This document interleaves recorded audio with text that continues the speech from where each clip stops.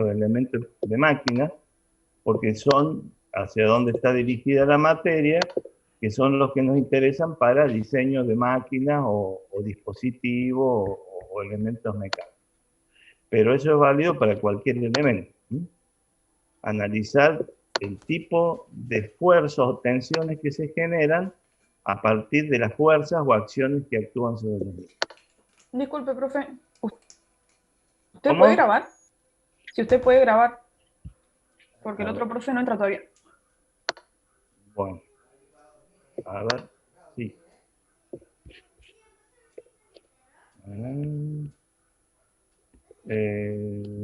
Participantes, seguridad,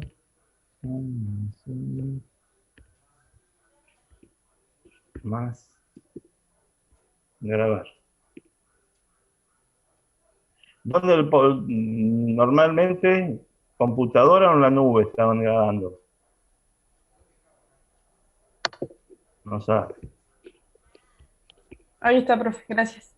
¿Está bien ahí? Bien, Sí, ahí sale que perfecto. está grabando. Muy bien. Ahí está.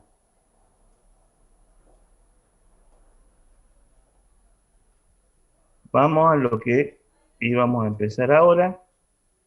Todo esto forma parte de lo que hemos visto ayer, es decir, los esfuerzos simples o combinados que actúan sobre cualquier cuerpo, en este caso particular, los distintos elementos de masa. Vamos a ver ahora un tema nuevo que se llama concentración de esfuerzo o concentración de tensión. Dijimos que cuando ustedes vean la palabra esfuerzos, generalmente es porque son libros que vienen de traducción del inglés y nosotros en castellano le llamamos tensiones, que es lo mismo que vieron en estabilidad o en las materias o resistencia material, en las materias relacionadas con esto. Es decir, la relación entre la acción, o sea, una fuerza, y el área sobre la cual actúa es lo que llamamos tensión. Es decir, una misma fuerza, si la aplicamos sobre un punto, su acción es distinta que si la aplicamos sobre un área más grande. Mientras mayor es el área respecto a la cual aplicamos una fuerza, las tensiones internas que genera el material son menores, porque dicha fuerza se distribuye en un área mayor. Entonces, esa relación es importante para saber cómo está, en función de la fuerza que fue aplicada, cómo queda tensionado un material o una pieza que estamos analizando. Bueno, dicho eso, y esto le leo de este libro, lástima que vemos pocos temas de acá, pero está bueno que antes de empezar cada capítulo pone un proverbio. En este caso dice diseño de elementos por cargas cíclicas y fatiga. Esos son, o sea, vamos a empezar a ver concentración de tensiones y a continuación otro tema que es fatiga, que en realidad es otro tema, pero están relacionados. Y es importante porque muchas piezas se deben dimensionar por fatiga, aquellas que están sometidas a muchos ciclos de trabajo. Hay que verificarlas por fatiga, que ya vamos a ver qué es. Acá dice, hay dos maneras de difundir la luz, ser la lámpara que la emite o el espejo que la refleja. Es un proverbio chino.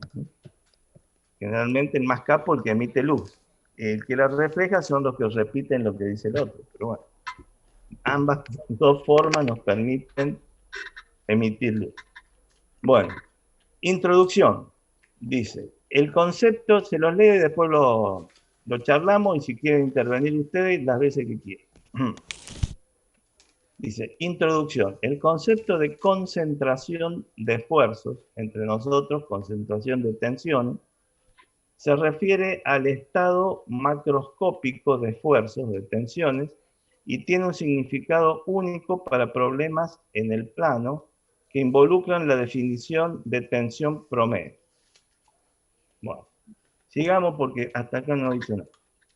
Entonces, si se barrena un agujero, o sea, si se practica un agujero dentro de una placa, por ejemplo, sometida a tensiones o sometida a esfuerzos, presenta en el elemento el esfuerzo, o sea, la tensión presente en el elemento es constante y siempre y cuando se mida a una distancia apreciable del agujero.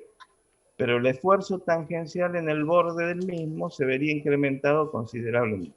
Es decir, si nosotros a una placa le practicamos un agujero, mientras no existiese agujero y si la placa era de material homogéneo, de espesor constante, esa fuerza se distribuía a lo largo de toda la placa, o sea que la tensión que actuaba en cada punto de la misma era constante, la misma en todos los puntos.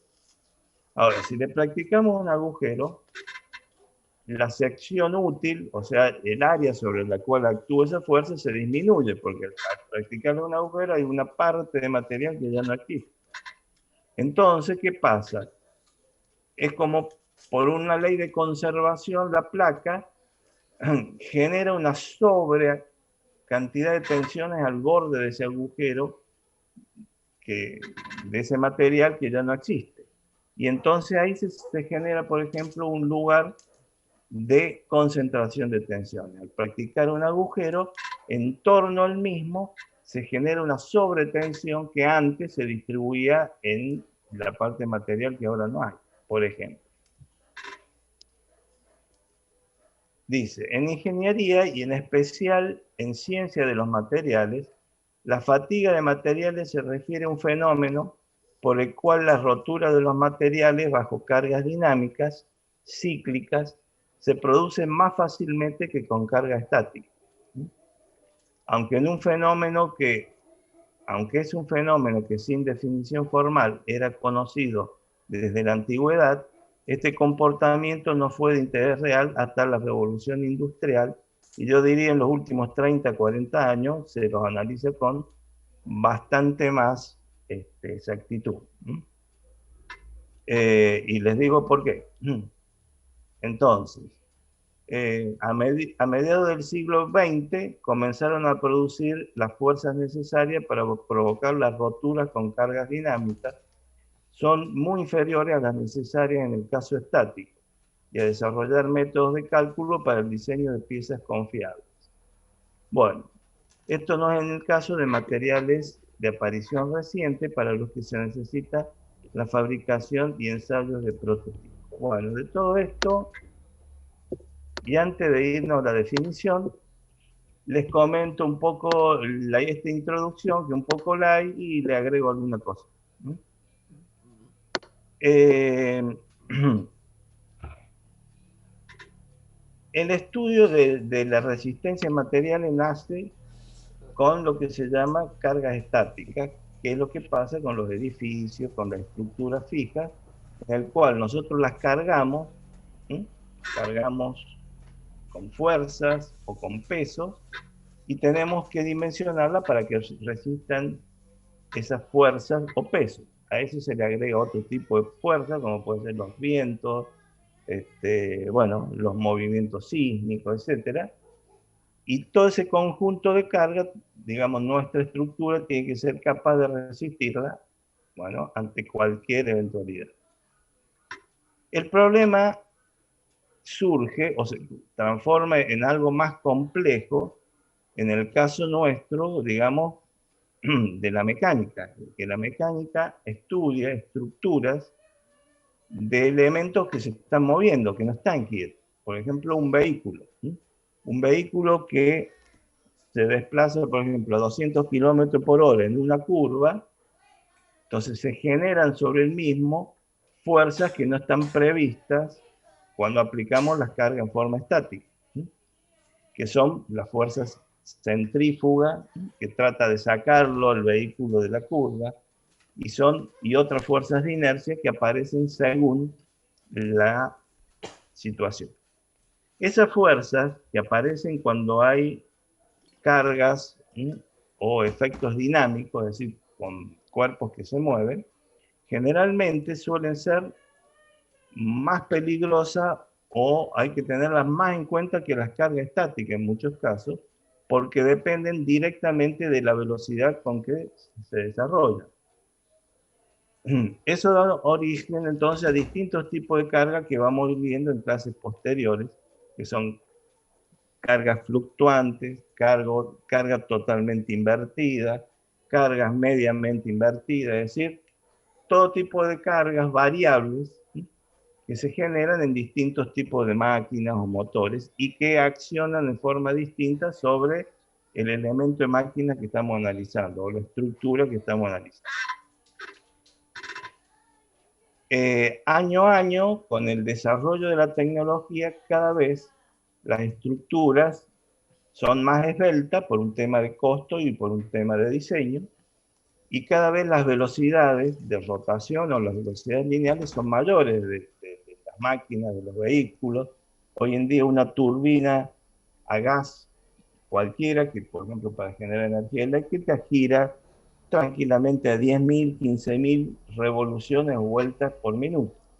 Entonces, si en ese eje que está girando esa velocidad hay una pequeña masa descentrada, es decir, que no está perfectamente centrada, esa masa genera una fuerza centrífuga que lo trata de sacar de la posición de equilibrio, y por la velocidad se puede transformar en kilos o toneladas que actúan sobre los apoyos de esa máquina. Entonces, todo eso requiere entonces un estudio previo, que es lo que vamos a empezar hoy, analizando lo que se llama concentración de tensión. ¿Dónde se concentran las tensiones? Es decir, dónde se concentran tensiones, el material que estamos analizando, la pieza, pasa a ser más débil, porque en ese lugar, al concentrarse más tensiones, actúan sobre esa pieza y tratan de romperla más fácil. Entonces,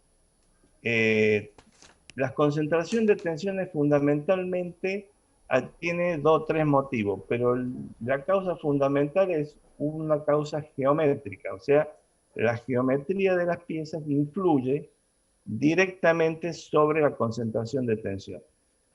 Entonces, cuando nosotros tenemos un cambio de sección brusca, por ejemplo en un eje que tiene un diámetro y de golpe, porque va el respaldo de un cojinete o porque va montado un engranaje o lo que sea, cambia de sección, aumenta, por ejemplo, bruscamente.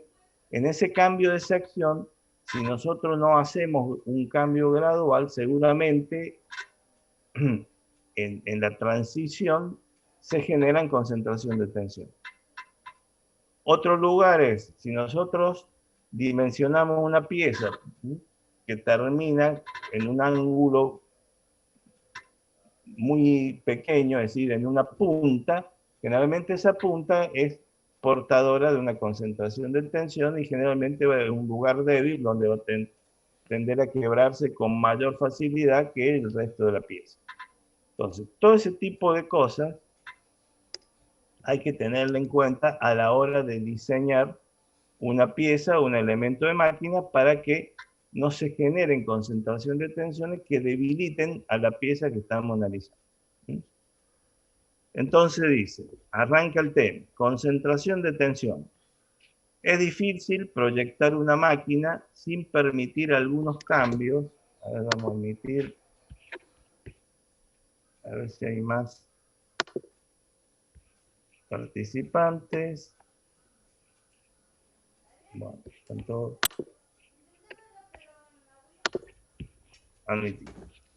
Dice, es difícil proyectar una máquina sin permitir algunos cambios en las secciones rectas de los elementos.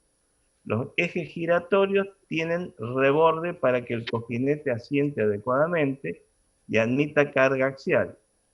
Es decir, carga según el eje y al tener un respaldo no tienda a moverse en forma axial. Asimismo, llevan chaveteros. El chavetero es un elemento, ya lo vamos a analizar para aquellos que no vienen de escuelas técnicas, es el chavetero, el alojamiento de un elemento de unión que une, por ejemplo, una polea con el eje o un engranaje con el eje, a través de una chaveta que es un elemento de unión entre las partes que van a girar juntas.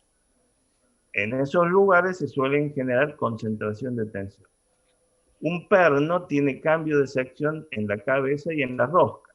Por ejemplo, la rosca, ¿cómo practicamos una rosca sobre un bulón o un tornillo? Es decir, generando una hélice en la cual en principio terminaría en punta, y la punta, digamos, de esa hélice, que es el desarrollo del tornillo, generalmente es un punto débil, y es el punto que justamente tiene que hacer fuerza respecto a la rosca de la otra parte, que es la tuerca, supongo. Entonces, hay que analizar esos puntos porque, digamos, son débiles y tienden a romperse o quedarse con facilidad. Bueno, cuando hay variaciones en las secciones, este ya es un concepto que es válido para el tema que vamos a analizar. Cuando hay variaciones en las secciones de un elemento, existen zonas de concentración que se denominan acumuladores de tensión. Para proyectar debemos tener en cuenta un coeficiente de concentración de tensión. Bien, entonces, de todo lo que hemos dicho, ¿qué podemos decir? Cuando nosotros diseñamos, dimensionamos una pieza o un elemento de máquina, tenemos que tener en cuenta cuando hay variaciones bruscas de secciones o parte de la misma que terminan bruscamente en punta o en ángulo, aliviar esas formas geométricas o esos cambios o esas transiciones, que no sean bruscas, porque generalmente son los lugares donde se concentra la mayor tensión, es decir, generalmente son los lugares más débiles, donde con el tiempo tratan de romperse o sí, de terminar la vida útil de la pieza. Esos lugares los llaman acumuladores de tensión. Para evaluar o contrarrestar estos efectos, generalmente se introduce un coeficiente que se llama coeficiente de concentración de tensiones, que lo vamos a definir con la letra K sub T, que es coeficiente de concentración de tensiones. Y es la relación entre dos cosas: entre el valor de tensión máxima real que hay en el punto crítico que queremos analizar. Si pudiéramos medir cuál es la tensión máxima real que se genera en ese punto, dividido la tensión teórica o nominal que debería haber según el material que estamos utilizando. O sea, el numerador lo sacamos de la realidad de la forma de la pieza y de las tensiones que se generan funcionando, y el denominador surge de la teoría de las tensiones que soporta el material que queremos utilizar para hacer dicha pieza. De esa relación surge este coeficiente, K sub T, que es un coeficiente cuyo valor es mayor que 1. ¿Qué quiere decir esto, que sea mayor que 1? Que generalmente, entonces, si nosotros, el K sub T es el sigma máximo real sobre el sigma sub 0, que es el teórico. Si nosotros queremos sacar realmente la tensión máxima, la tensión máxima que debemos hacer que cumpla esa pieza, vamos a despejar de ahí y nos va a quedar que la tensión máxima va a ser igual al coeficiente K sub T por tau sub 0, que es el valor teórico. Pero eso ya lo vamos a ver. Acá lo que sí hace, y eso está bueno, identifica dos coeficientes de concentración de tensión. Uno, el K sub T, para tensiones normales. ¿Cuáles son las tensiones normales? A ver si se acuerdan de lo que vimos ayer. El sigma máximo, ¿qué era? ¿Quién lo producía? Sigma ¿Alguien se acuerda? máximo. La flexión y la torsión. No, la sigma no. La flexión o las acciones o las Axiales, fuerzas Tracción. axiales, que pueden La ser tracción o compresión. compresión. Exacto. En cambio, las tau, que son estas otras que están acá, a la derecha, son tensiones de corte que pueden ser originadas por fuerzas de corte que tratan de cortar, cuando queremos cortar algo, esas tensiones de corte, SB que le llamábamos, o también la fuerza o las acciones de torsión generan tensiones de corte. Entonces, el coeficiente de concentración, acá está. El coeficiente de concentración de tensiones, que llamamos K sub T, para tensiones normales es esto. K sub T es sigma máximo sobre sigma sub 0, y el mismo coeficiente, pero para tensiones de corte no normales, es tau máximo sobre tau sub 0. O sea, el mismo criterio, comparar el valor máximo real sobre el valor teórico que debería actuar en ambos casos y nos da un coeficiente. Bueno, este coeficiente normalmente lo obtenemos de tablas, ¿sí? Y nos permite determinar realmente qué tensiones se generan sobre una pieza debido a las formas geométricas que hemos dimensionado.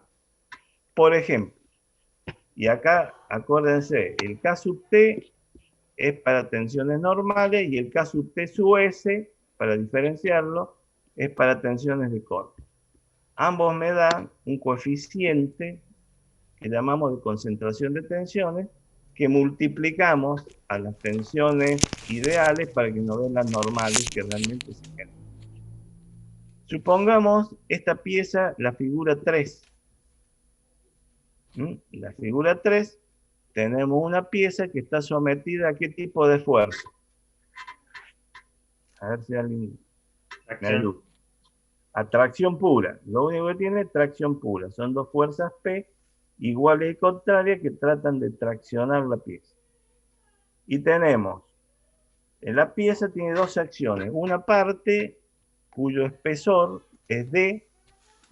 Si la sección fuera circular, sería el diámetro más chico de minúscula.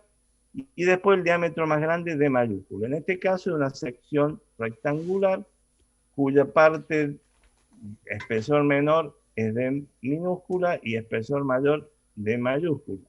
Hay una transición entre ambas que lo hace el radio R, que permite llevar de D chica a D grande la sección. Si no existiera eso y viniéramos con el diámetro chico y de golpe un ángulo 90 grados nos lleva al diámetro mayor, ahí tendríamos un problema mayor de concentración de tensiones al formar un ángulo recto. Justo en el ángulo, ahí habría un exceso de tensiones que trata de generar una grieta y romper la pieza antes de lo previsto. En cambio, si la transición, como vemos acá, se hace gradual, mientras más gradual, el efecto de concentración de tensión es menor. Bueno, ¿cómo determinamos el coeficiente K sub T? Hay unas tablas a las cuales vamos a referir ahora que nos ayudan para definirlo. Para eso tenemos que hacer lo siguiente. Como dice acá, supongamos que el diámetro de esta pieza, o el diámetro en realidad sería el espesor, porque no es circular. El diámetro más chico, o la letra D más chica, el espesor menor, es de 3. 3, lo que sea, 3 pulgadas, 3 milímetros si quieren, 3 milímetros. Y D mayúscula, que es el otro espesor mayor, 5 milímetros. También nos dan un valor de R, que es el radio de transición de 0,6. Entonces, para poder determinar este coeficiente K sub T, tenemos que conocer dos relaciones. Una entre el radio y el diámetro menor, que es R sobre D, en este caso 0,6 dividido 3, nos da 0,2, para este caso particular. Y después D mayúscula sobre D minúscula, es decir, el espesor mayor o diámetro mayor, si fuera circular la sección, dividido el diámetro menor, la relación entre ambos, o espesor mayor dividido el espesor menor, en este caso 5 sobre 3, 1,66. Quiere decir que con la relación entre R y D, supongamos 0,2, deberíamos entrar en una curva como esta que vemos acá, un denominador RD, y subir hasta cortar la curva cuya relación entre D mayúscula y D minúscula fuere 1,66. Muchas veces no tenemos justa, pero sí interpolamos entre dos curvas de las que hay disponibles y sacamos aproximadamente el coeficiente. Supongamos en este caso que sea la de más arriba. Y por acá tengamos 0,2. Cortamos a la curva superior y de ahí salimos a ordenadas y ahí tenemos el valor directamente, el coeficiente K sub t. Como todo coeficiente es adimensional, es un número. Ese número de K sub t, del coeficiente de concentración de tensiones, lo multiplicamos por el número de tensiones teóricas que debería tener, ¿sí?, que debería estar actuando debido a la fuerza exterior P actuante y a la sección disponible. Entonces, si no tuviéramos el efecto de concentración de tensiones, directamente sería P sobre A y no daría la tensión. Pero como está ese efecto entre los dos diámetros, mayor y menor, entonces se lo multiplica por el coeficiente de concentración de esfuerzo o tensiones y nos da la tensión máxima que debería soportar esa, que seguramente va a ser mayor, porque estamos multiplicando por un número mayor que 1, quiere decir que las condiciones reales van a ser más desfavorables, va a estar sometido a tensiones mayores a las que teóricamente debería estar. Bien, ¿pregunta hasta ahí? No. No, profe. ¿Entienden? Bueno, vamos a ver entonces algunos ejercicios de aplicación. Acá dice, ejemplo 3.1, barra, supongamos una barra sometida a tensión, atracción, este otro término que nos tenemos que acostumbrar. Cuando dice atención, estos libros que están traducidos en inglés en realidad se refieren a tracción. O sea, tenemos esta barra sometida a tracción, lo cual se ve fácilmente en la figura. Tenemos dos fuerzas P, digamos, según el eje, y que están tirando hacia afuera, hacia traccionar. Y tienen a su vez discontinuidades. Por un lado hay un cambio de sección, ¿sí?, más o menos brusco, el cambio de la sección cuyo espesor es A otra sección cuyo espesor es B. Hay un cambio de sección donde ahí genera seguramente concentración de tensiones donde está R. Y después hay otro sector, si bien la placa ya ahí no cambia de secciones, pero hay un agujero. Ese agujero produce concentración de tensiones en torno al mismo. ¿Por qué? Eso se debe a que al producir un agujero, la sección útil transversal se achica. Ahora sería el ancho B menos el diámetro del agujero, y entonces las tensiones que aparecen sobre la parte que queda actuando van a ser mayores. Esta placa, a su vez, si la viéramos de perfil o de arriba, veríamos que tiene un espesor T.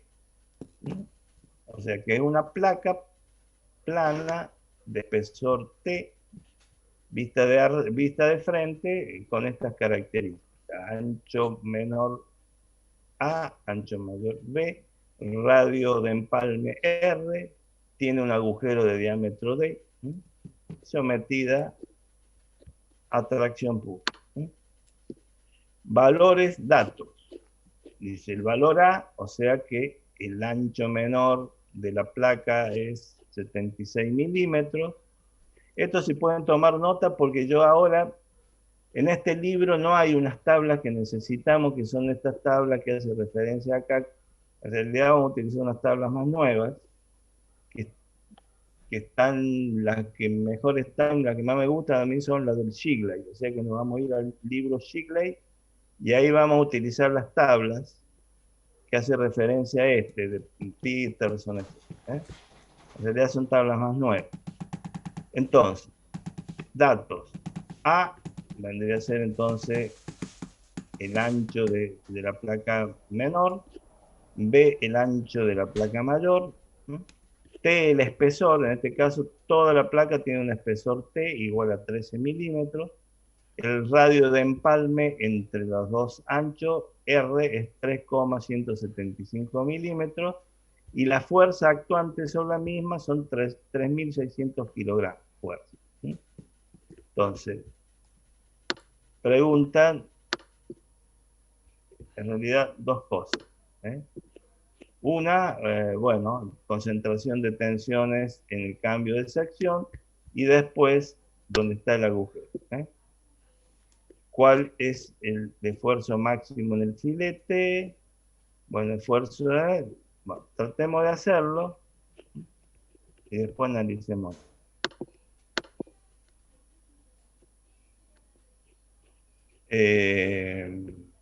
Bueno, ¿copiaron los datos? Así me voy a otro libro yo, para trabajar con las tablas.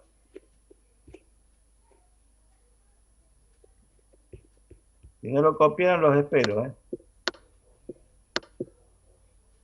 Esos son los datos. Ahí lo estoy copiando, profe.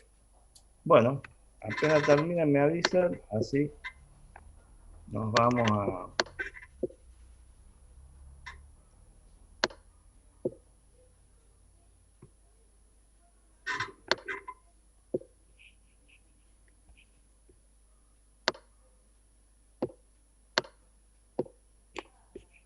Nos vamos a las tablas.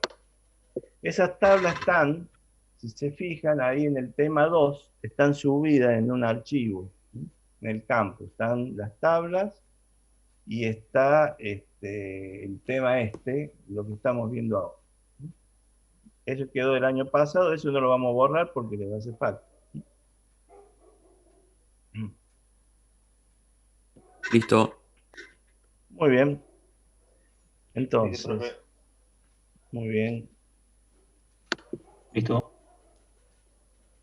de acuerdo. Elementos de máquina.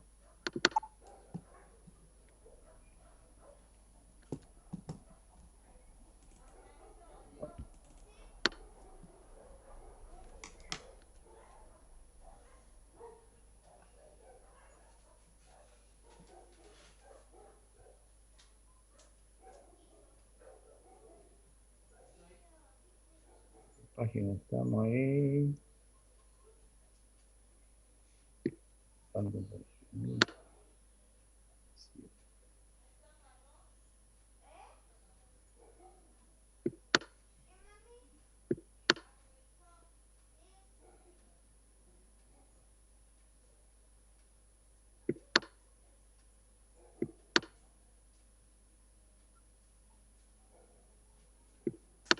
Bueno, en realidad yo podía mostrar las tablas, pero le quiero mostrar el libro porque este libro lo vamos a utilizar para varias cosas.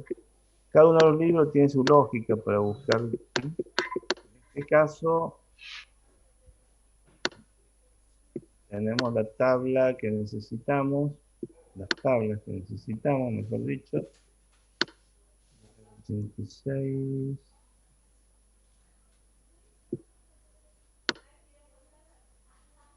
Perfiles. Cuando veamos.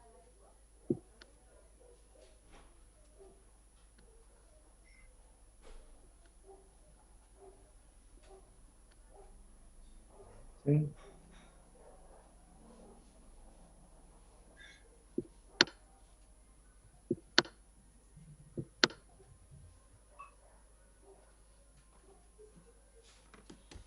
Acá está. Acá empieza la tabla que nosotros necesitamos, está en la página 1006 del libro Shigley. En los otros libros que vamos a utilizar también están, en el mod que vamos a utilizar mucho también está, pero no están tan lindas como acá. Acá se las ve bien, con colores, bien, y una versión más nueva. Bien. Si ustedes se fijan, acá hay distintas figuras que representan las distintas situaciones de concentración de tensión, ¿eh? Debido a distintos tipos de carga y a distintas configuraciones. Acá cuando hay entalla y hay tracción, acá arriba hay flexión y una entalla. Nosotros tenemos que buscar la situación que tenemos nosotros. Pregunto, ¿sería esta, por ejemplo, que tenemos acá? Que dice, barra rectangular. ¿Cómo es la barra que estamos en el ejercicio? ¿Es rectangular o circular? Rectangular, profe. Rectangular. O sea, ¿qué andaría? ¿Qué tipo de fuerza está actuando? Fuerzas de tracción, que sería como en este caso. Y hay un cambio de sección. Vamos al primer caso, porque nos piden dos cosas. Primero, determinar la concentración de tensiones en el cambio de sección y después en el agujero. O sea que por ahora el agujero no nos importa el cambio de sección. Entonces, ¿cómo entrábamos acá abajo? La relación entre el radio y el diámetro menor. ¿Cuánto vale el radio nuestro? Por eso le pedí que lo anote. 3,175 milímetros. Bueno, hace entonces 3,175 dividido el diámetro menor o el espesor menor, que era, ¿cuánto? 76, creo, ¿no? Desde ese milímetro. Bien, esa relación, ¿cuánto les da? 0,04177. Bien, 0,0417. Está bien. Entonces, acá abajo deberíamos buscar un valor más o menos de ese tipo. 0,041, es decir, imagínate, si esto es 0,05, al medio acá tendríamos 0,02, 0,025, perdón, y 0,047 estaríamos acá prácticamente al extremo donde arrancan las curvas. ¿Sí? Y la relación... Profe, no hay una forma de tener esta tabla más grande, o este es el máximo tamaño que se encuentra. Se las puede generar más grandes. Yo creo que esa las había generado, fíjense en el Dropbox, que lo había hecho Carlos, el tema este, las había ampliado a las tablas. ¿Sí?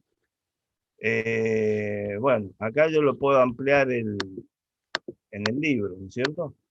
Pero digamos para que trabajen. Sí, es un PDF digitalizado, entonces sí, se puede ampliar sin Claro, problema. exacto.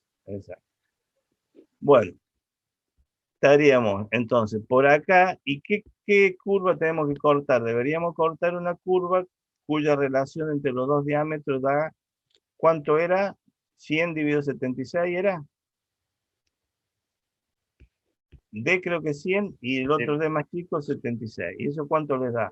1, Esa 31. relación, 1,31, sí. ¿Cuánto? 31. 31. 1,31. 1,31. Si se fijan, no tenemos, pero sí tenemos,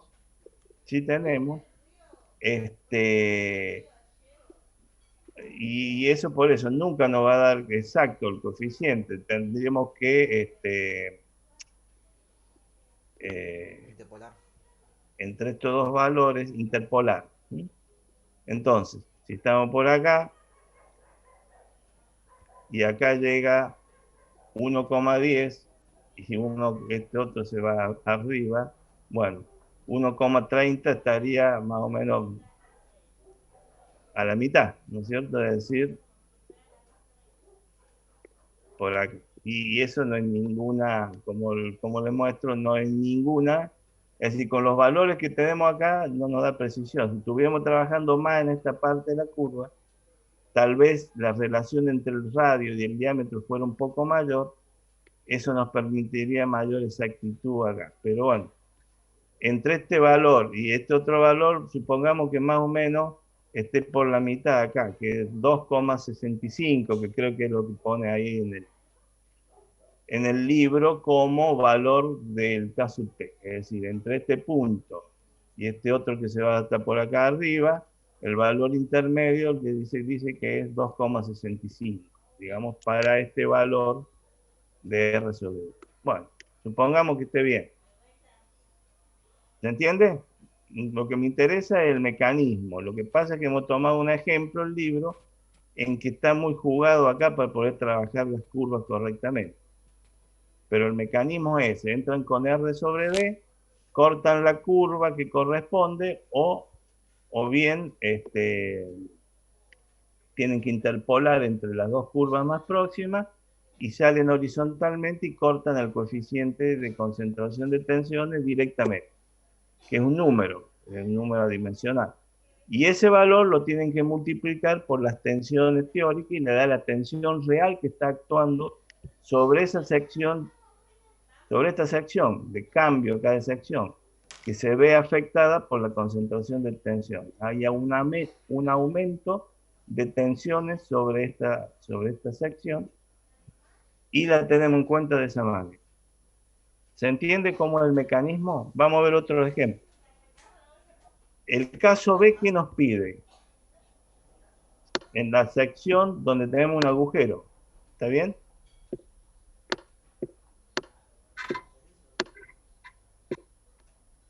A ver, veamos donde tenemos un Esa creo que estaba un poco más arriba, profe. Y vemos. Acá tenemos... Sí, puede ser que estamos...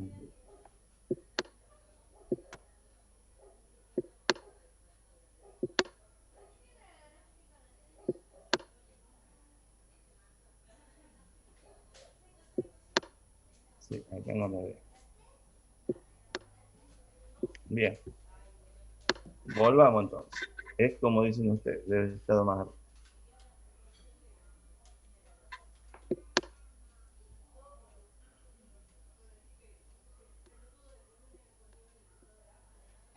¿Esta sirve, por ejemplo? Si yo le dijera, veamos esta, ¿le sirve para el caso nuestro? No, tiene sección cilíndrica y está sometido a flexión. Exacto. Las dos cosas no se corresponden. Esta tampoco, porque también es torsión y sección cilíndrica.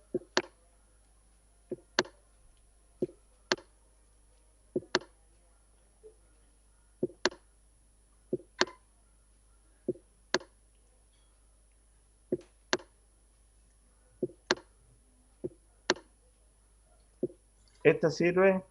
No. No está No, sometida a porque flexión. tenemos flexión. ¿Y esta? Acá estamos. Es así. Acá estamos. No tienen que ver exclusivamente la zona donde está el agujero, porque acá no toda la pieza, porque si vemos toda la pieza faltaría el cambio de sección. Estamos analizando el agujero. Para analizar el agujero tenemos que ver D sobre W, D que sería el diámetro del agujero, dividido W, que es el ancho total de la placa. ¿Cuánto mide el agujero? ¿Era 13 milímetros, puede ser? Si no me acuerdo.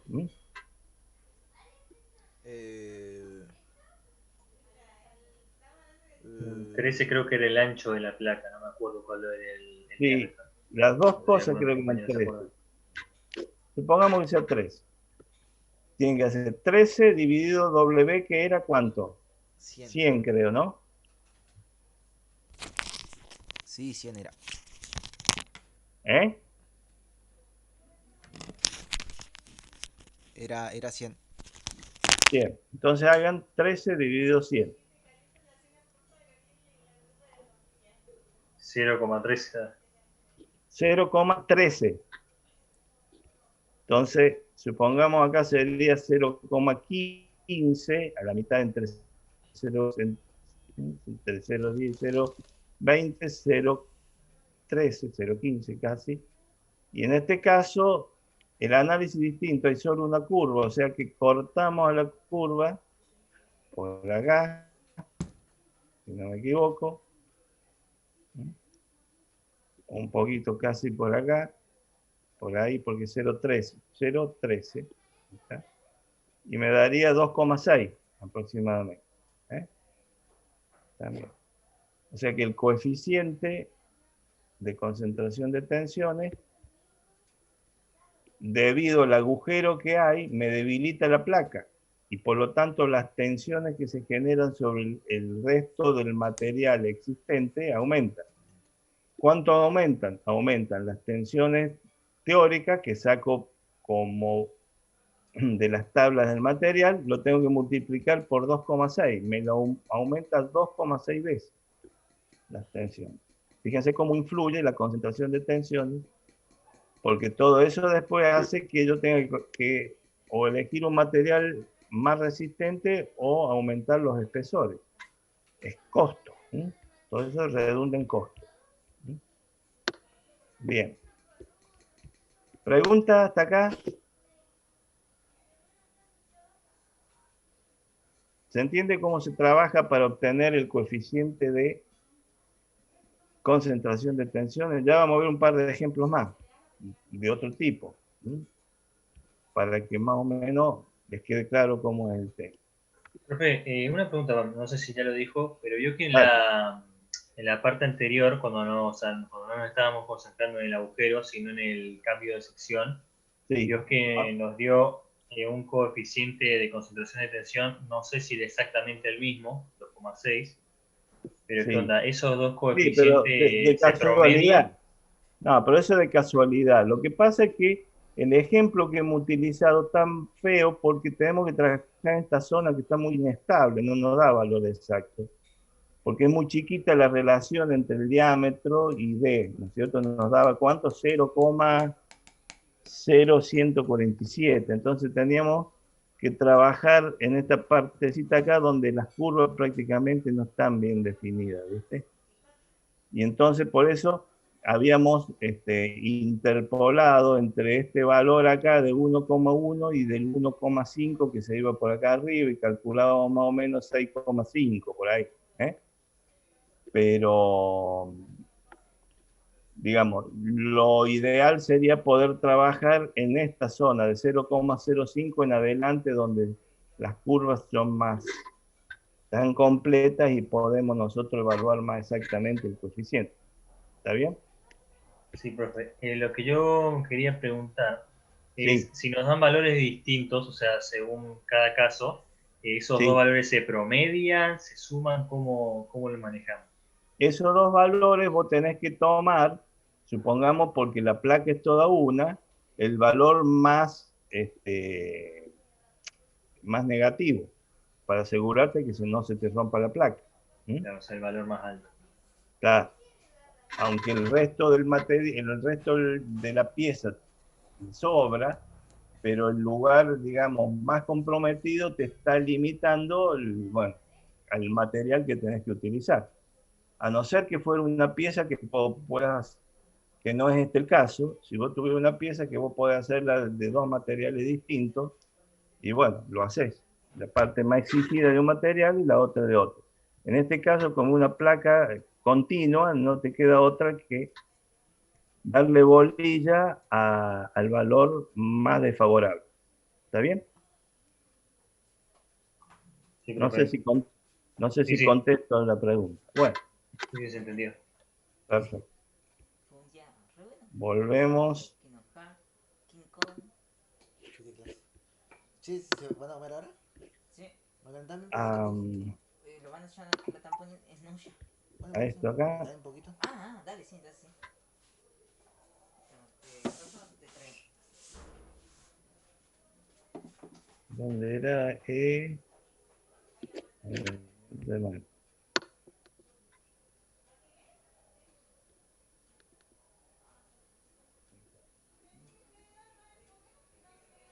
Bien. ¿Se ve el libro? ¿El Sí, cambio de profe. libro? Perfecto. Sí, ahí sí. Muy bien. Vamos a donde estábamos. ¿Por qué no contestaste al doctor? No tengo mi celular, no sé qué ¿No tienes pasa. celular? No tenía celular, por eso no.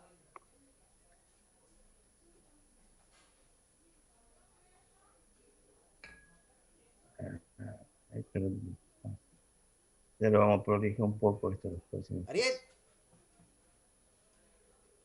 ¡Ariel!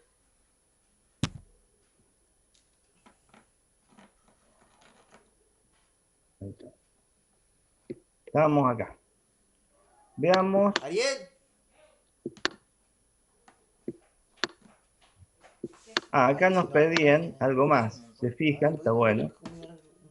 Si el diámetro es 13, calcular el esfuerzo en el área o la tensión en el área. Bueno, la tensión, fíjense, la tensión nominal, ¿cómo la sacamos? Estaba imaginando comida. Vamos acá a la figura. ¿Vos te vas? Sobre la sección AA, Yo no que sé es poner la el sección programa donde que está el buscar, agujero. ¿dónde? Yo lo quería descargar. Conceptualmente, ¿cómo sacamos la tensión producida por una fuerza de tracción en esta sección?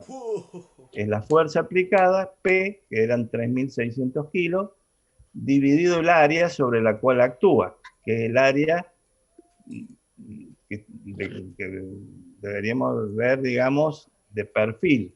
¿Sí? Y el área de perfil va a ser igual a este ancho, ¿sí?, por el espesor T, pero tenemos que quitar este pedazo que está hueco acá, ¿sí?, sobre esta área. Por eso, si se fijan, para sacar la tensión hace 3.600 y hacen 10 centímetros, que en realidad eran 100 milímetros, dividido el diámetro del agujero, que eran 13 milímetros, o bien 1,3 centímetros. Entonces, esto nos da la sección real. Acá, vista de arriba, no es todo esto, es este pedazo y este otro, porque acá está el agujero. Por el espesor sí que es constante. El espesor T, que es 1,3 centímetros o 13 milímetros. Y eso es lo que saca el área resistente, que se llama, la que se opone a la fuerza, que está debilitada por este agujero acá. Si no tuviera el agujero sería 1.300, 3.600 y 200, o 10 centímetros. Mismo, y entonces les da la tensión nominal real, o sea, la tensión a la cual está sometida la placa, o el resto de la sección de la placa que está agujereada. Ahora bien, si nosotros nos vamos a la determinación del coeficiente de concentración de tensiones que fuimos recién, y nos daba este valor, 265, haciendo esto que hicimos, fíjense, la tensión real, tendríamos que multiplicar estos 318 por 2,65, es decir, que nosotros tenemos que asegurarnos que esa sección en la cual está el agujero tiene que ser capaz de soportar una tensión casi el triple. Es decir, 843,5 kilogramos por centímetro cuadrado. Y para eso nos quedan dos alternativas. O mejoramos la calidad del material que soporte tensiones mayores, y nos vamos a las tablas de los materiales, que eso vamos a ver en algunas clases que vienen. O la otra que nos queda es aumentar el tamaño de la placa, el ancho de la placa. En vez de 100 milímetros, hacerla de 150 o 200, no sé, manteniendo el mismo material. Esas son las situaciones de compromiso que el diseñador tiene que empezar a evaluar cuál conviene más.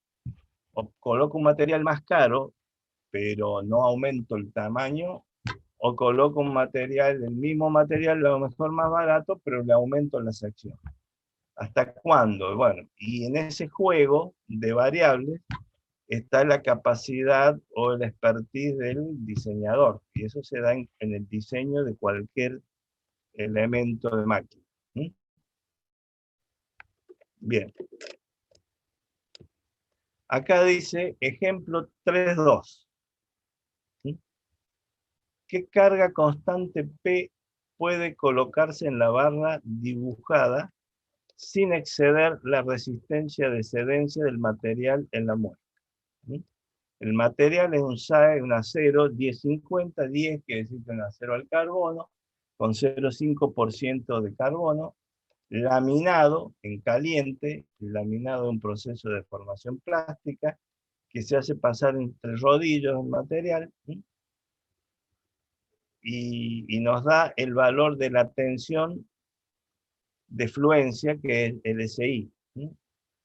El S de rotura era el SU, si no me equivoco, que le llama. Bueno, nosotros no podemos permitir que se deforme esto. A ver, ¿sí? Se me fue. Esta es la que vimos. Esta es la figura de lo que estamos por hacer. Estamos por ver. O sea que es una placa también rectangular cuya el largo es 6 pulgadas, el ancho son 2 pulgadas y media y el espesor 1 pulgada. Y tiene dos muescas iguales que se ubican, digamos, en la misma zona, es decir, no está exactamente en medio, sino está a una distancia tal que las fuerzas aplicadas, ambas fuerzas, están a 2 pulgadas de los extremos. Bien. Esa muesca que tienen de ambos lados nos va a generar debilidad porque nos achica la sección útil de esa placa. Al aplicar esa fuerza, la sección útil va a disminuir. Pregunta, esa fuerza en esa situación, ¿qué tipo de esfuerzos generan sobre esa placa? Flexión.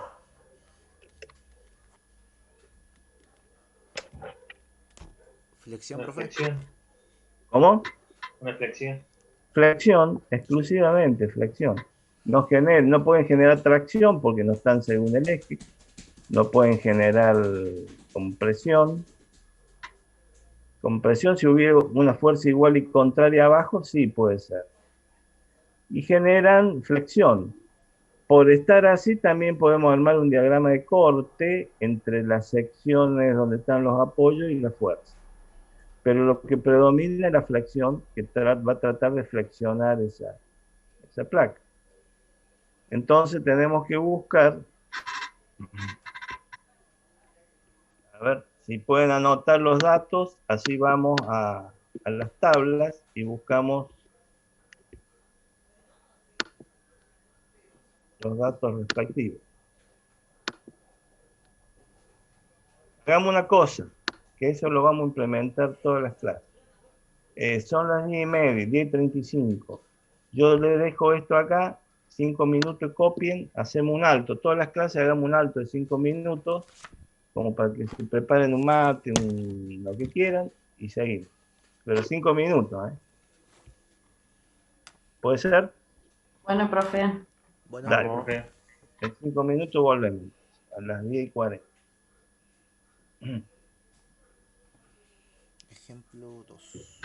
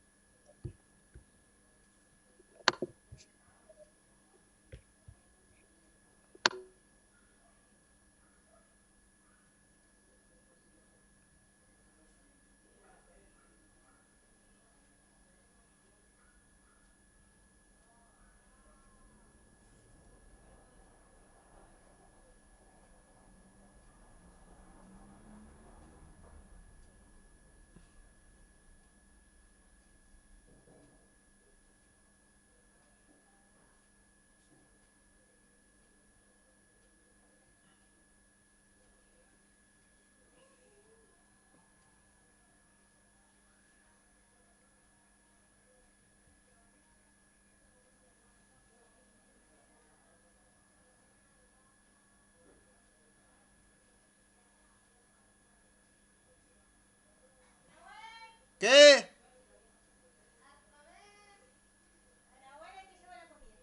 Dale.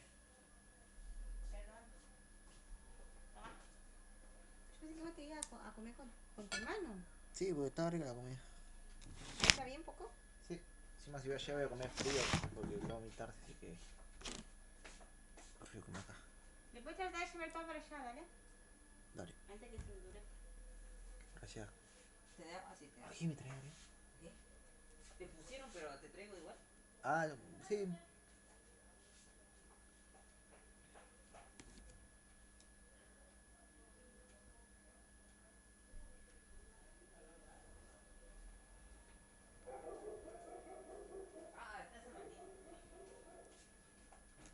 El radio, ¿cuánto es el radio? Dame. Disfrútalo. 1,4. Gracias, Red.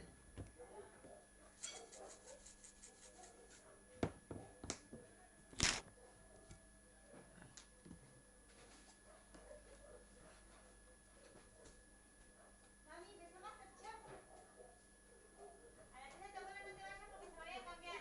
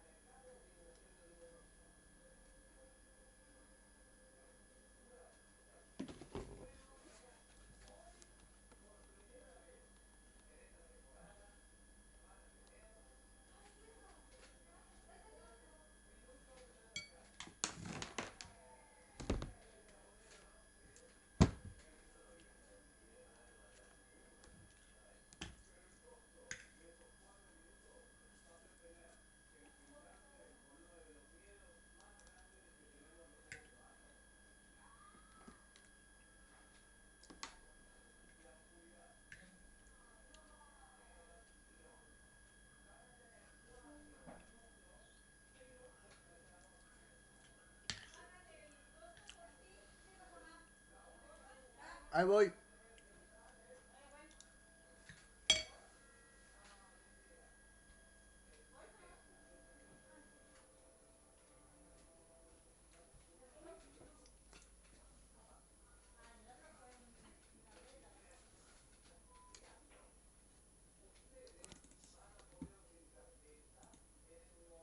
Permanente. Entonces, ese valor es dato, 49.500, pero nosotros lo que tenemos es, este es el valor máximo real. O sea, el problema está dado al revés acá para no hacer lo mismo que antes. Entonces, ese 49.500 es el valor real. Si lo dividimos por el coeficiente el coeficiente de concentración nos daría el valor nominal. Generalmente lo que se hace se trabaja al revés. Se busca en tabla el valor nominal, se lo multiplica por el coeficiente de concentración y nos da qué valor real de tensión es capaz de soportar el material. Acá nos dice el material en estas condiciones capaz de soportar 49.500 PSI. ¿Cuál sería el valor de tensión nominal una vez que sacamos el coeficiente de concentración de tensión? Entonces, por eso lo divide y le da un valor menor, que es el valor de tabla, que es el sigma nominal de fluencia. Y después, en base a esto, también puede sacar el valor de la fuerza capaz de soportar. Y entonces aplicamos, como dijimos que era flexión. Bueno, sabemos que las fuerzas P generan flexión por C, referida a la distancia, a la fibra neutra que está en el medio, razón por la cual C, a ver, claro, C, entre este y este punto tenemos 2 pulgadas, la mitad 1, o sea, justo en la mitad estaría la fibra neutra, que es la distancia al punto más alejado, por C por dividido I, que es el momento de inercia de la sección. Bueno, y esto le da, operando, despejan P, que no lo conocemos. Y de ahí despejan P, que igual, bueno, es un problemita medio hecho a propósito para despejar el valor de la fuerza máxima que genera flexión que podemos soportar con estas condiciones que le hemos impuesto de tensión. O sea que la fuerza P máxima sería 6.734 libras por pulgada al cuadrado, despejado de esta expresión acá. Ahora, lo que nos interesa de esto en realidad es saber cómo se determina el factor de concentración de tensión. Vamos entonces a eso. El problema en realidad está resuelto acá. Queremos ver con estos datos cómo determinamos el factor de concentración de tensión. Acuérdense los valores de R sobre D, que bueno, 0,0625 y 1,25. Vamos a anotar 0,625 y 1,25.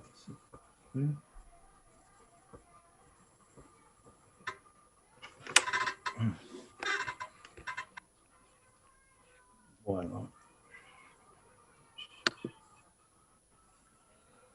Entonces,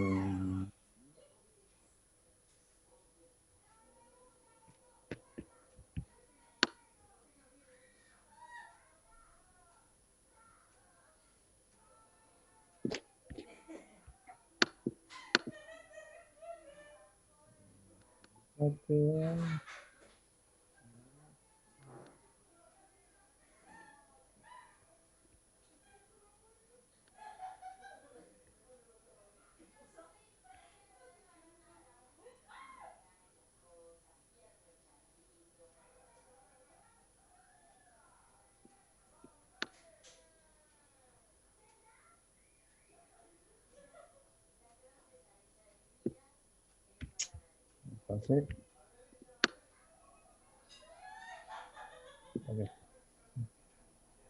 Bueno, pregunta, ¿sería este el caso? Vamos a agrandar un poco.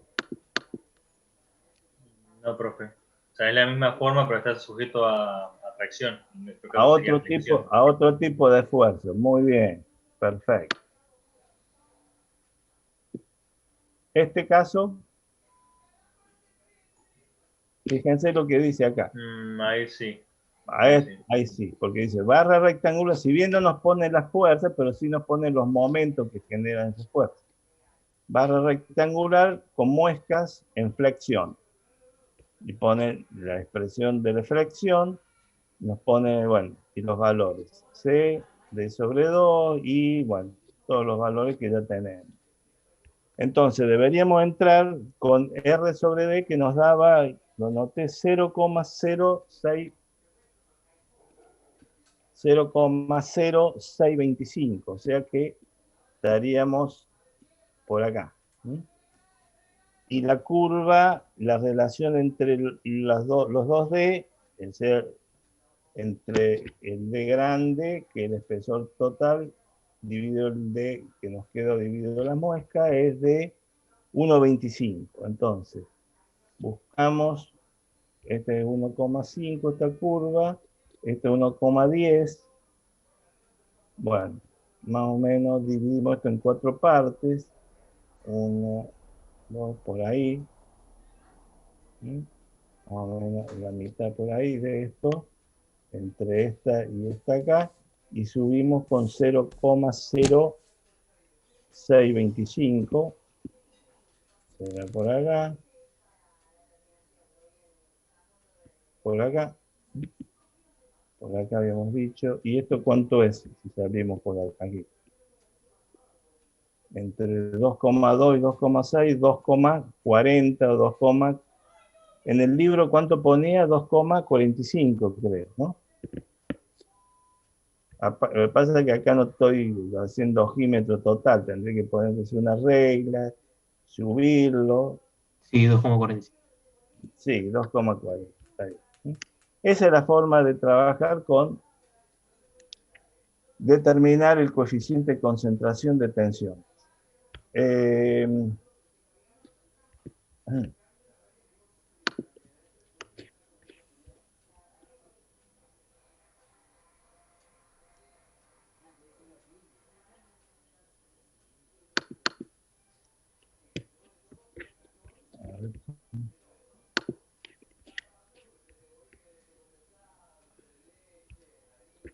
ver, no dejé.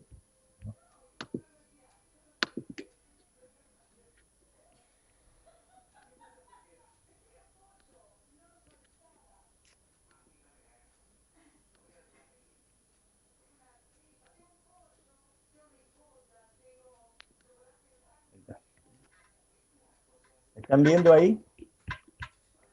Sí, profe. Bien, perfecto.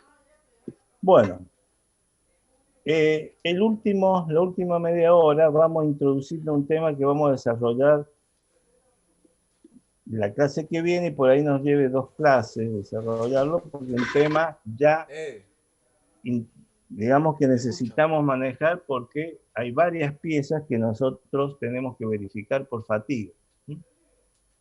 Entonces, lo que hemos visto hasta acá nos sirve para interpretar el concepto de fatiga. Como la palabra lo dice, fatiga está relacionado con cansancio. Es decir, cómo se fatiga un material debido a las cargas o a las acciones que actúan sobre el mismo. Entonces, la acción es una acción conjunta de varias cosas. Vamos a leer un poquito acá y la desarrollamos. Dice, fatiga es la reducción de la resistencia de un material debido a que sobre él actúan cargas fluctuantes o cíclicas. Es decir, yo dimensiono, por ejemplo, una viga que va a soportar un peso de tanto, y si está quieta esa viga, soporta, si está bien calculada, va a soportar esas cargas y lo va a hacer toda la vida útil de esa pieza. Ahora bien, cuando aparecen cargas fluctuantes, es decir, cargas variables, dinámicas, es decir, cargas que generalmente se deben al movimiento o algo, o a la variación, o digamos son fruto de una variación permanente, esas cargas variables inciden de forma distinta sobre la estructura cristalina de una pieza o de un material. Y entonces, por más que a lo mejor generemos fuerzas y por lo tanto tensiones menores a las que debería soportar si la aplicáramos en forma estática, resulta que esas fuerzas menores, al producirse periódicamente o permanentemente, generan un efecto que se llama fatiga en el interior del material y hace que colapse, a lo mejor con carga muy inferior a la que habíamos previsto que tiene que soportar, colapsan. Y es por el efecto dinámico, que se repiten un sinnúmero de ciclos o veces, y esa repetición produce el efecto de fatiga. Entonces dice, los elementos pueden fallar por acción de tensiones alternativas, ¿sí? Es decir, para un lado y para el otro, en un momento son de, por ejemplo, de tracción y después son de compresión. Entonces, este efecto alternado puede producir fatiga.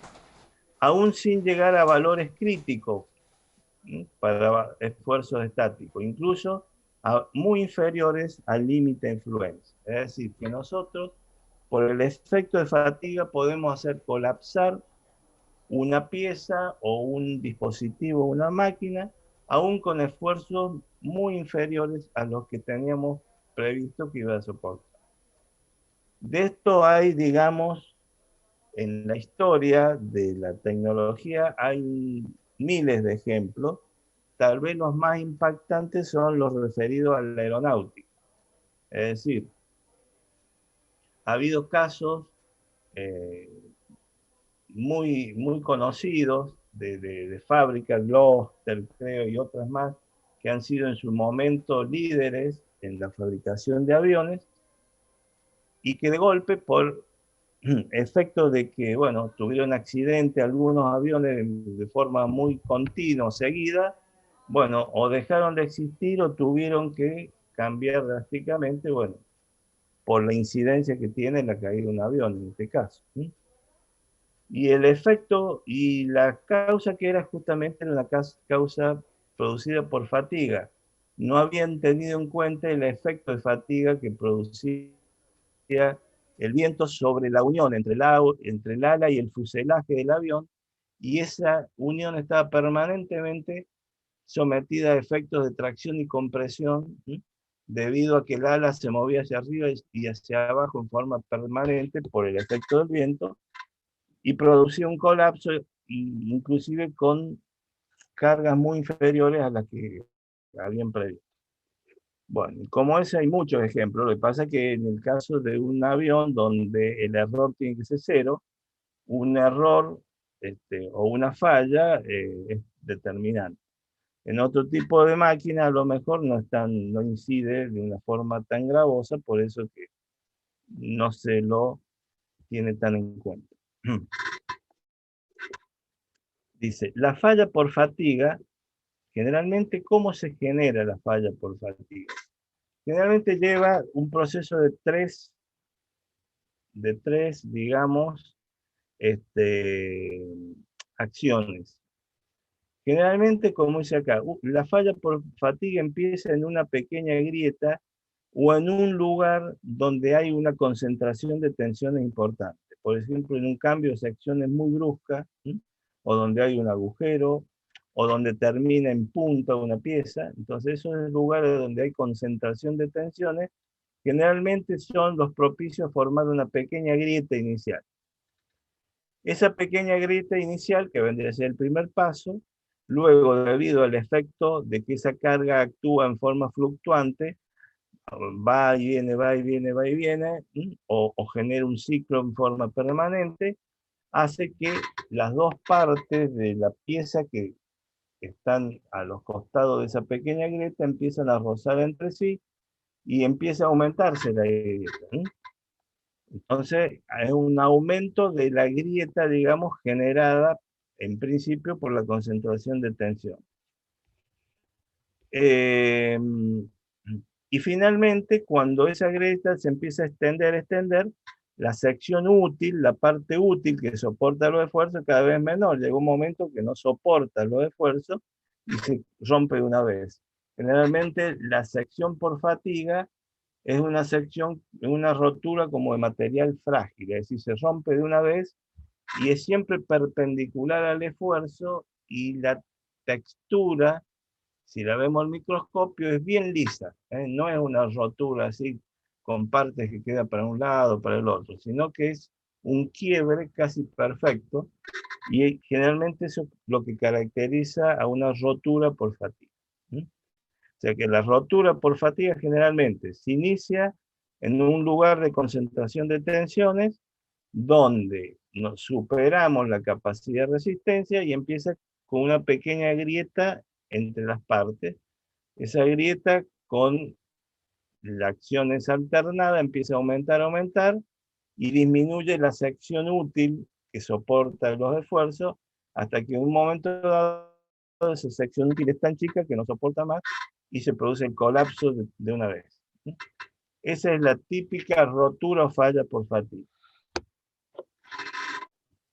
¿Pregunta?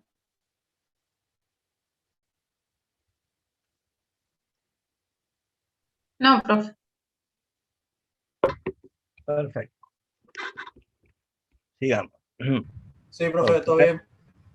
Bueno, cuando quieran me paran, ya no hace falta que se los repita. Así que cuando hay algo que no va o quieran agregar o consultar, me paran. Dice la grieta, bueno, como repito, la falla por fatiga empieza por una pequeña grieta que se desarrolla por un cambio de sección, un chavetero, un orificio, es decir, en los lugares de concentración de tensiones. En las marcas de fábrica, esta me olvidé de decir, hay procesos como el laminado, el forjado que dejan marcas en la pieza que hay que eliminarlas porque generalmente también son concentradores de tensión e inclusive irregularidades originadas por la mecanización. Es decir, todo aquello que es un cambio de sección brusca o una irregularidad muy grande en cuanto hace a la superficie o la terminación, puede generar concentración de tensión. Esa concentración de tensiones hace que en algún momento, si las tensiones superan la resistencia, se abre una pequeña grieta microscópica que no la vemos a la vista. Pero con el continuar de la aplicación de la carga actuante, va a ir haciendo que la grieta esa se abra, va aumentando progresivamente hasta que llega un momento en que el área o sección neta o útil de trabajo es tan pequeña que la pieza se rompe repentinamente. Esa es la forma de cómo colapsa una pieza por fatiga. Ahí en el libro Shigley, que le mostraba recién, ahí está muy bueno porque hay varias fotos de piezas que rotas por fatiga y están, digamos, la foto, inclusive alguna vista al microscopio donde se puede observar bien en detalle la característica de la fractura por fatiga. Digamos, la clase que viene, ahora vamos a avanzar un poquito, pero la clase que viene vamos a analizar en detalle y vamos a ver ejercicios de, entre otras cosas, el tema que se llama diagrama de Moore o diagrama de fatiga, que es un diagrama que se utiliza mucho, que sirve para conocer de antemano la vida útil de una pieza que está sometida a X número de ciclos de trabajo. Entonces nosotros podemos prever cuánto tiempo puede durar una pieza sometida, bueno, a un régimen determinado de trabajo en función, digamos, de sus características del material y ayudados por este diagrama, que es el diagrama de Moore o diagrama de fatiga. Para poder aplicar el diagrama de Moore, tenemos que hacer referencia a 2 o 3 cosas. Uno, vamos a llamar SU o sigma U, según otros libros, el sigma, que es tensión normal, acá le llama SU, que es tensión de rotura, que este valor lo sacan de un ensayo de tracción. El valor máximo, la tensión máxima, que se llama límite de rotura, generalmente es un valor que viene tabulado en muchos libros, porque es digamos, es un número, o un parámetro muy importante que caracteriza un material. El SI es el límite de fluencia. ¿Cuál era el límite de fluencia? Es el límite a partir del cual empieza a experimentar deformaciones permanentes un material. Generalmente nosotros, salvo que sea un proceso de deformación plástica, generalmente no queremos que se deformen plásticamente las piezas de una máquina porque no sirven más. Una vez que están deformadas, no cumplen su función. Y el S'(n), le vamos a llamar S'(n) al límite de fatiga, es decir, cuál es la tensión máxima que va a soportar una pieza por fatiga. O sea que tenemos 3 cosas que tenemos que tener en cuenta. El SU, que es el límite de rotura, que generalmente lo sacamos de tablas, según qué material estemos analizando. El SI, que también límite de fluencia, lo sacamos de las mismas tablas. Y el S'(n), que lo evaluamos nosotros. Y entonces acá nos hace referencia para algunos materiales. Para el acero, que tal vez es el material que más utilizamos en la fabricación de piezas de máquinas, el S'(n), después voy a decir por qué S' y no S de N, que vendría a ser la tensión máxima que soporta a la fatiga. Para los aceros se considera 0,5 de la tensión de rotura, o sea que a los fines de los estudios de la fatiga, se considera que la tensión máxima que soporta una pieza a la fatiga es la mitad que la tensión de rotura. 0,5 la tensión de rotura. Ese es un valor que vamos a adoptar para construir los gráficos de Moore. Y para otros materiales como el hierro fundido y el bronce, la tensión, digamos, máxima o límite máximo de fatiga va a ser igual a 0,4, o sea, el 40%, es más conservador todavía, 40% de la tensión de rotura del material. Estos valores los necesitamos para construir los diagramas de Moore. ¿Cómo se construye un diagrama de Moore? Bueno, avanzamos un poco, ya les digo, la clase que viene lo desarrollamos bien este tema, pero unos minutos más aprovechamos para ir viendo cómo se construye. Generalmente dijimos, hay dos valores que tenemos, que necesitamos tener para poder construir este diagrama. Uno es el 90% de la tensión de rotura, que es el SU, 0,9 por SU. Ese valor lo ponemos en ordenada, por supuesto, en escala. 0,9 de la tensión de rotura, lo ponemos en escala que le llamamos S. O sea que S es un 90% de la tensión de rotura o límite de rotura del material analizado. Y después, el límite de fatiga, dijimos 0,5, el valor de rotura, que le llamamos S'(N) y también lo colocamos sobre ordenadas. Esto, por supuesto, tiene que estar hecho en escala para que tenga sentido. En abscissa tenemos número de ciclos. Número de ciclos que vamos a repetir o que va a ser utilizada la pieza que queremos analizar. Entonces, para el valor máximo que supusimos el 90% de la tensión de rotura, vamos a suponer que el mínimo de ciclos que le vamos a imponer que resista para esa tensión va a ser 10 a la 3, es decir, 1000 ciclos. Y para la tensión límite de fatiga, que es la mitad que la de rotura, vamos a suponer, o le vamos a poner un valor de 10 a la 6, es decir, 1.000.000 de ciclos. Entre esos dos puntos unimos y tenemos una recta. Y después de 10 a la 6 ciclos, trazamos una recta horizontal paralela a la abscissa. Entonces, ¿cómo lo vemos? Y esto lo vamos a hacer problemitas concretos la clase que viene. ¿Cómo lo tenemos que ver? Supongamos que ahí podemos entrar de dos formas. Aplicamos a una pieza un valor de tensión comprendido entre los dos valores que están acá. Pongamos 0,7 de la tensión de rotura. Que la tensión de rotura sea 1000 PSI. El 70% serían 700 PSI. Entonces, en la escala, vamos, horizontal, cortamos la curva, bajamos y nos dice qué número de ciclos soportará esa pieza antes de romperse sometida a esa tensión. Una pregunta.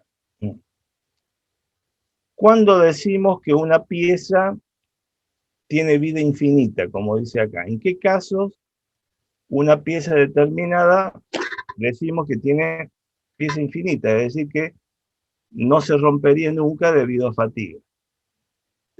Del diagrama, ¿qué opinan ustedes?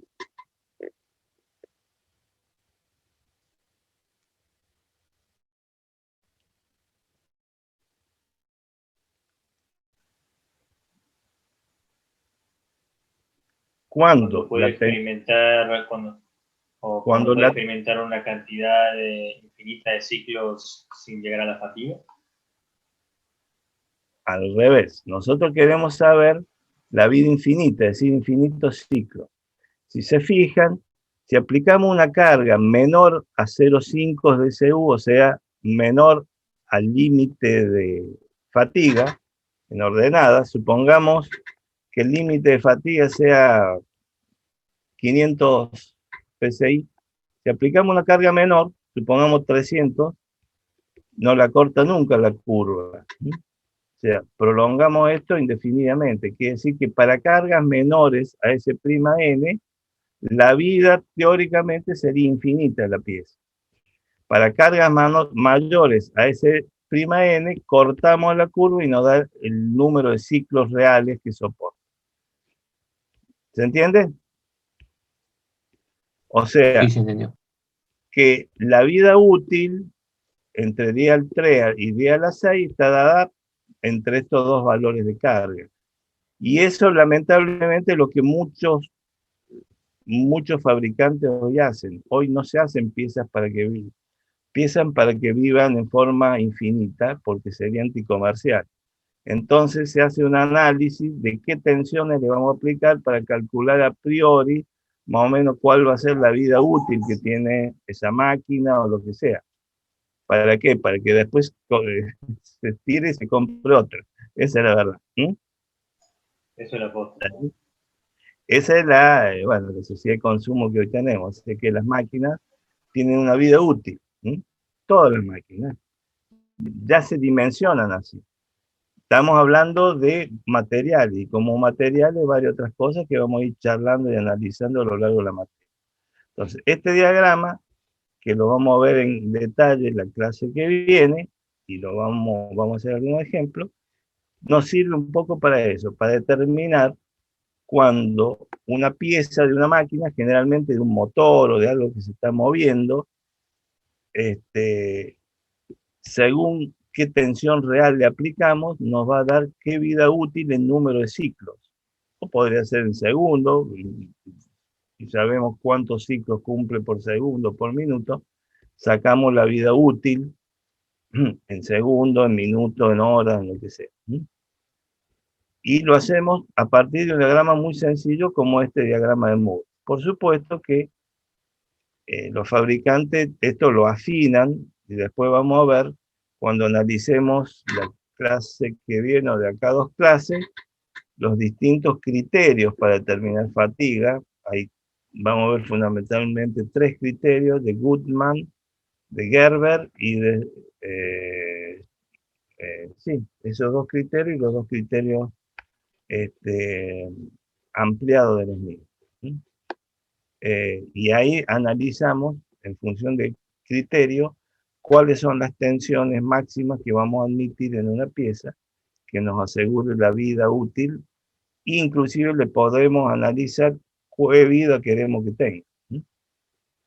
Eso va a ser el motivo de la próxima clase, y no quiero avanzar un poquito más porque lo mismo no vamos a llegar a desarrollar esto y lo vamos a tener que analizar de vuelta. Entonces, dejamos acá, la próxima clase arrancamos, que me acuerdo por si me olvido, diagrama de Moore para determinar la vida útil o el número de ciclos de la vida de una pieza en función de la tensión de fatiga a la cual está sometida. Bueno,